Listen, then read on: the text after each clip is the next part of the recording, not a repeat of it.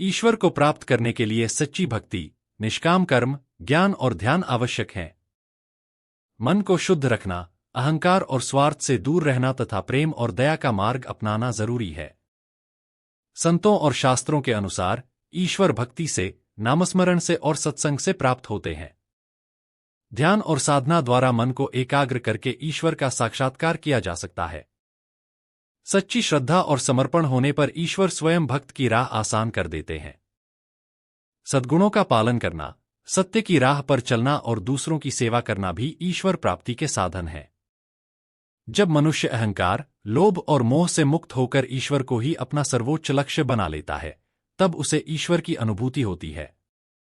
ईश्वर प्राप्ति का मार्ग केवल बाहरी आडंबर से नहीं, बल्कि आंतरिक शुद्धता और आत्मसमर्पण से संभव होता है। जब व्यक्ति अपना अहंकार छोड़कर प्रेम और करुणा से भरा जीवन जीता है, तब ईश्वर स्वयं उसके जीवन में प्रकट होते हैं। भगवद गीता में कहा गया है कि निष्काम कर्मयोग, भक्ति योग और ज्ञान योग तीनों ही ईश्वर तक पहुंचने के मार्ग हैं। जो व्यक्ति निष्काम भाव से अपने कर्तव्यों का पालन करता है, ईश्वर उसे अपनी कृपा से आशीर्वाद देते हैं। रामायण में गोस्वामी तुलसीदास जी कहते हैं, बिनु हरि कृपा मिलहे नहीं संता, अर्थात संतों का सानिध्य और सत्संग भी ईश्वर प्राप्ति का महत्वपूर्ण साधन है। संत महात्मा ईश्वर के संदेशवाहक होते हैं, जो हमें सही मार्ग दिखाते हैं। ईश्वर प्राप्ति के लिए ध्यान और साधना का विशेष महत्व है। जब व्यक्ति अपने चित्त को संसार के मोह से हटाकर पूर्ण निष्ठा से ईश्वर में लीन कर लेता है, तब उसे आत्म साक्षात्कार होता है। ईश्वर केवल मंदिरों या तीर्थों में नहीं, बल्कि हर कण कण में व्याप्त है। जब व्यक्ति अपने भीतर झांकता है, आत्मबोध करता है और प्रेम से ओतप्रोत हो जाता है, तब ईश्वर की वास्तविक अनुभूति होती है। ईश्वर को प्राप्त करने के लिए सबसे महत्वपूर्ण है श्रद्धा और विश्वास। जब व्यक्ति संदेहों से परे होकर पूर्ण समर्पण के साथ ईश्वर की शरण में जाता है, तब वह स्वयं उसके जीवन में प्रकट होते हैं। उपनिषदों में कहा गया है, सत्यं ज्ञानमनंतम ब्रह्मा, अर्थात ईश्वर अनंत हैं, ज्ञान स्वरूप हैं और सत्य के प्रतीक हैं। जो व्यक्ति सत्य, प्रेम और करुणा के मार्ग पर चलता है, वह ईश्वर के निकट पहुंच जाता है। गुरु का मार्गदर्शन भी ईश्वर प्राप्ति के लिए अत्यंत आवश्यक है। गुरु व्यक्ति के अज्ञान का अंधकार मिटाकर उसे आत्मबोध कराते हैं। कबीर दास जी ने कहा है, गुरु गोविंद दो खड़े, काके लागू पाए। बलिहारी गुरु आपने, गोविंद दियो बताए। अर्थात गुरु ही वह सेतु हैं जो हमें ईश्वर तक पहुंचाते हैं। मन को पवित्र रखना, अहंकार का त्याग करना और सब में ईश्वर का दर्शन करना भक्ति का सार है। सच्चे प्रेम और निष्काम सेवा से ईश्वर प्रसन्न होते हैं। जब व्यक्ति यह समझ जाता है कि मैं कुछ नहीं, सब कुछ ईश्वर ही है, तब उसे ब्रह्मज्ञान प्राप्त होता है और वही सच्ची ईश्वर प्राप्ति है। ईश्वर को पाने के लिए मन, वचन और कर्म की शुद्धता अत्यंत आवश्यक है। जब मनुष्य अपने विचारों को निर्मल करता है, वाणी में मधुरता लाता है और कर्मों को निष्कपट भाव से करता है, तब ईश्वर स्वयं उसकी ओर आकर्षित होते हैं। श्रीमद्भागवत में कहा गया है, सत्तम कीर्तयन्तो मां यतन्तश्च दृढ़व्रता। अर्थात जो व्यक्ति निरंतर भगवान का स्मरण और कीर्तन करता है, दृढ़ निश्चय के साथ उनके मार्ग पर चलता है, उसे ईश्वर प्राप्ति अवश्य होती है। साधना और ध्यान के माध्यम से मन को एकाग्र करना भी ईश्वर प्राप्ति का प्रभावी साधन है। जब मनुष्य बाहरी शोर से हटकर अपने भीतर ईश्वर की उपस्थिति को महसूस करता है, तब उसे परम शांति और आनंद की अनुभूति होती है। संत तुकाराम कहते हैं, जेथे भक्ति तेथे मुक्ति। अर्थात जहां भक्ति होती है, वहीं मोक्ष का द्वार खुलता है। भक्ति केवल उपासना तक सीमित नहीं, बल्कि सच्ची भक्ति सेवा, प्रेम और परोपकार में निहित है। ईश्वर प्राप्ति के लिए त्याग और वैराग्य भी आवश्यक हैं। जब व्यक्ति सांसारिक इच्छाओं से ऊपर उठकर अपने अस्तित्व को ईश्वर में विलीन कर देता है, तब उसे सच्चा आत्मबोध होता है। यही ब्रह्मा साक्षात्कार की अवस्था है, जहां आत्मा और परमात्मा एक हो जाते हैं। ईश्वर प्राप्ति का मार्ग केवल साधना, जप और ध्यान तक सीमित नहीं है, बल्कि जीवन के हर क्षण में उनकी अनुभूति करना ही सच्ची भक्ति है। जब मनुष्य सांसारिक सुख दुख, हानिलाभ से परे होकर हर परिस्थिति में ईश्वर की इच्छा को स्वीकार करता है, तब वह ईश्वर के करीब पहुंचने लगता है। भगवद गीता में श्री कृष्ण कहते हैं, यो मद्भक्तः समय प्रिय, अर्थात जो भक्त निस्वार्थ प्रेम और श्रद्धा के साथ मेरी आराधना करता है वह मुझे प्रिय होता है। यह भक्ति केवल पूजा पाठ तक सीमित नहीं, बल्कि हर जीव में ईश्वर का दर्शन करना, सबके प्रति दया और करुणा भाव रखना भी उतना ही महत्वपूर्ण है। गुरु नानक देव जी कहते हैं, एक ओंकार सतनाम, अर्थात ईश्वर एक है और वही सत्य है। जो इस सत्य को समझकर अपने जीवन को धर्म, सेवा और प्रेम से भर देता है, वही वास्तविक रूप से ईश्वर को प्राप्त करता है। ईश्वर को पाने का सबसे सरल मार्ग है निष्काम सेवा। जब हम बिना किसी स्वार्थ के दूसरों की मदद करते हैं, उनका कल्याण चाहते हैं, तब ईश्वर हमारे हृदय में प्रकट होते हैं। रामचरितमानस में गोस्वामी तुलसीदास जी कहते हैं, परहित सरिस धर्म नहीं भाई, अर्थात दूसरों की भलाई से बढ़कर कोई धर्म नहीं। जब मनुष्य यह समझ जाता है कि ईश्वर मंदिर, मस्जिद, गुरुद्वारा या चर्च में ही नहीं बल्कि हर कण कण में बसते हैं, तब वह हर परिस्थिति में, हर कार्य में उनकी उपस्थिति का अनुभव करने लगता है। यही ईश्वर प्राप्ति का चरम बिंदु है, जहां भक्त और भगवान में कोई भेद नहीं रहता, केवल प्रेम और आनंद की अनुभूति होती है।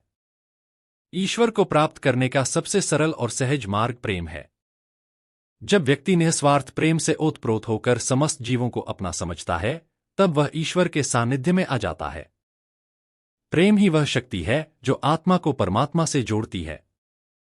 श्री कृष्ण ने गीता में कहा है, भक्त्या मां भिजानाति यावानिश्चास्मि तत्वतः, अर्थात केवल भक्ति और प्रेम से ही मुझे सच्चे स्वरूप में जाना जा सकता है।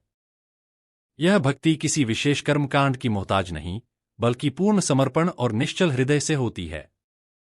मीरा, सूरदास, कबीर, तुलसीदास, नानक, इन सभी संतों ने प्रेम और भक्ति के मार्ग से ईश्वर को प्राप्त किया। मीरा ने श्री कृष्ण के प्रति अपने प्रेम को इस प्रकार व्यक्त किया, माई मैं तो गोविंद लीनो मोही कोई ना भावे, अर्थात जब सच्ची भक्ति और प्रेम जाग जाता है, तब संसार की अन्य वस्तुएं महत्वहीन हो जाती हैं। ईश्वर प्राप्ति के लिए मन का निर्मल होना आवश्यक है। जैसे स्वच्छ दर्पण में स्पष्ट प्रतिबिंब दिखता है, वैसे ही शुद्ध हृदय में ईश्वर का प्रकाश झलकता है। लोभ, क्रोध, अहंकार और द्वेष मन को मलिन करते हैं और ईश्वर से दूरी बढ़ाते हैं। त्याग और समर्पण भी ईश्वर प्राप्ति के मुख्य साधन हैं। जब व्यक्ति अपनी इच्छाओं को छोड़कर हर कार्य को ईश्वर को अर्पित करता है, तब वह हर क्षण ईश्वर के साथ रहता है।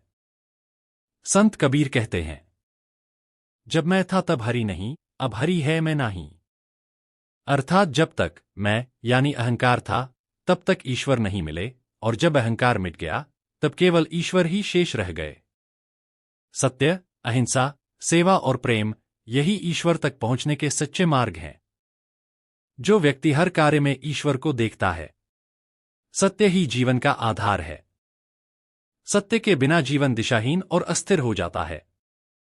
जब मनुष्य सत्य के मार्ग पर चलता है, तो उसके जीवन में शांति, संतोष और आत्मविश्वास बना रहता है। सत्य न केवल व्यक्ति के चरित्र को उज्ज्वल बनाता है, बल्कि उसे समाज में सम्मान भी दिलाता है।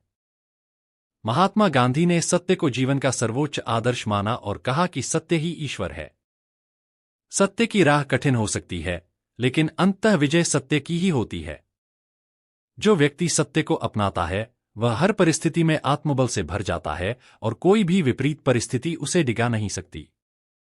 सत्य का अर्थ केवल सच बोलना ही नहीं, बल्कि अपने विचारों, कर्मों और व्यवहार में भी ईमानदारी और निष्कपटता रखना है। जब मनुष्य सत्य को हृदय से स्वीकार करता है, तो उसका जीवन सहज और निर्भय हो जाता है। वह किसी भी भय या संदेह से मुक्त होकर आत्मसंतोष का अनुभव करता है। शास्त्रों में कहा गया है कि सत्य की राह पर चलने वाले को प्रारंभ में कठिनाइयां आ सकती हैं, लेकिन अंततः वह सफल होता है। सत्य के मार्ग पर चलने से मन निर्मल होता है, आत्मा पवित्र होती है और व्यक्ति जीवन के वास्तविक उद्देश्य को समझ पाता है। जब सत्य को जीवन में स्थान दिया जाता है, तब जीवन सार्थक और दिव्य बन जाता है। सत्य केवल एक सिद्धांत नहीं, बल्कि जीवन जीने की कला है। जब व्यक्ति सत्य को अपनाता है, तो उसका हर कार्य शुद्ध और निष्कलंक हो जाता है। सत्य का पालन करने वाला व्यक्ति आत्मविश्वास से भरा होता है और किसी भी परिस्थिति में विचलित नहीं होता। श्रीमद्भागवत में कहा गया है, सत्यम परम धीमहि, अर्थात सत्य ही परम तत्व है जिसे हमें अपने जीवन में धारण करना चाहिए। सत्य को अपनाने से न केवल व्यक्तिगत विकास होता है, बल्कि समाज में भी सद्भाव और विश्वास बढ़ता है। सत्य केवल शब्दों में नहीं, बल्कि आचरण में भी होना चाहिए। सच्चा सत्यवादी वही है जो अपने विचार, वाणी और कर्म में समानता रखता है। जब व्यक्ति सत्य को अपने जीवन का मूल आधार बना लेता है, तो उसका व्यक्तित्व तेजस्वी बन जाता है और लोग उस पर स्वाभाविक रूप से विश्वास करने लगते हैं। सत्य से बड़ा कोई धर्म नहीं, और सत्य का अनुसरण करने वाला व्यक्ति कभी भी भीतर से कमजोर नहीं पड़ता। सत्य न केवल जीवन को अर्थ देता है, बल्कि आत्मा को भी शुद्ध करता है। जब व्यक्ति सत्य को पूरी निष्ठा से अपनाता है, तो उसका जीवन स्वयं एक प्रेरणा बन जाता है। सत्य को जीवन में अपनाना केवल एक नैतिक सिद्धांत नहीं, बल्कि आत्मिक उन्नति का मार्ग भी है। जो व्यक्ति सत्य के पथ पर चलता है, वह कभी भीतर से कमजोर नहीं होता, क्योंकि सत्य उसे आत्मबल और साहस प्रदान करता है। सत्य न केवल बाहरी जीवन को व्यवस्थित करता है, बल्कि आंतरिक शांति और आनंद भी देता है। उपनिषदों में कहा गया है, सत्यमेव जयतेनामृतम, अर्थात अंततः जीत सत्य की ही होती है। असत्य कितनी भी शक्तिशाली प्रतीत हो, वह टिक नहीं सकता। इतिहास गवाह है कि जो लोग सत्य के मार्ग पर चले, वे आज भी सम्मानित और पूजनीय हैं। महात्मा गांधी, स्वामी विवेकानंद, संत कबीर, ये सभी सत्य के पुजारी थे और इनके जीवन का हर कार्य सत्य की रोशनी में हुआ। सत्य केवल बाहरी जीवन तक सीमित नहीं, बल्कि यह आत्मबोध का भी मार्ग है। जब व्यक्ति अपने भीतर झांकता है और अपने सच्चे स्वरूप को पहचानता है, तो उसे ज्ञात होता है कि सत्य तो वही है, बाकी सब माया है। संत कबीर ने कहा, सत कहे तो मारन धावे, असत कहे सब पाती। अर्थात जो सत्य कहता है, उसे विरोध सहना पड़ता है, लेकिन जो असत्य का साथ देता है, उसे समाज सहजता से स्वीकार कर लेता है। सत्य और अहिंसा का संबंध भी गहरा है। सत्य को अपनाने वाला व्यक्ति हिंसा और द्वेष से मुक्त रहता है। उसके मन में किसी के प्रति कोई दुर्भावना नहीं होती और वह निष्पक्ष होकर जीवन जीता है। जो व्यक्ति सत्य के मार्ग पर चलता है, वह धीरे धीरे अपने भीतर दिव्यता और ईश्वर की अनुभूति करने लगता है। अतः सत्य केवल जीवन का नियम नहीं, बल्कि आत्मा की वास्तविक पहचान है। सत्य से ही ज्ञान उत्पन्न होता है और ज्ञान से मोक्ष की प्राप्ति होती है। जो व्यक्ति सत्य को अपने जीवन में स्थापित करता है, वह न केवल स्वयं को बल्कि पूरे समाज को प्रकाशमान कर देता है। सत्य का पालन केवल व्यक्तिगत जीवन में नहीं, बल्कि सामाजिक जीवन में भी अत्यंत महत्वपूर्ण है। जब समाज में सत्य की स्थापना होती है, तो हर व्यक्ति को अपने अधिकार और कर्तव्यों का सही ज्ञान होता है। इससे समाज में एकता, विश्वास और समृद्धि का माहौल बनता है। सत्य से परे कोई भी समाज अस्थिर और विकृत हो जाता है, क्योंकि असत्य के आधार पर बने ढांचे कभी स्थायी नहीं होते। महात्मा गांधी का कहना था, मनुष्य का सबसे बड़ा हथियार सत्य और अहिंसा है। सत्य की शक्ति इतनी महान है कि यह न केवल इंसान को सही मार्ग पर चलाता है, बल्कि समूचे समाज को सकारात्मक दिशा में बदल देता है। सत्य के मार्ग पर चलने वाला व्यक्ति हर स्थिति में धैर्य और शांति बनाए रखता है, क्योंकि उसे अपनी सच्चाई पर पूरा विश्वास होता है। सत्य को जीवन में उतारने के लिए आत्मनिरीक्षण आवश्यक है। जब हम खुद से सच बोलते हैं, खुद को जानने और समझने का प्रयास करते हैं, तब हमें सत्य की वास्तविकता का एहसास होता है। सत्य का पालन जीवन के हर क्षेत्र में, कार्य, रिश्ते, शिक्षा और समाज में आवश्यक है। जब हम किसी से सच बोलते हैं, तो हमारा संबंध विश्वास और सम्मान पर आधारित होता है। सत्य की राह पर चलने से व्यक्ति केवल आत्मनिर्भर नहीं बनता, बल्कि उसे जीवन का वास्तविक उद्देश्य भी समझ में आता है। यह व्यक्ति को न केवल बाहरी संघर्षों से पार करने की शक्ति देता है, बल्कि आंतरिक शांति और संतोष भी प्रदान करता है। सत्य का पालन करना कठिन हो सकता है, लेकिन इसका फल अत्यंत मीठा होता है। वह है आत्मबोध, शांति और जीवन का वास्तविक अर्थ।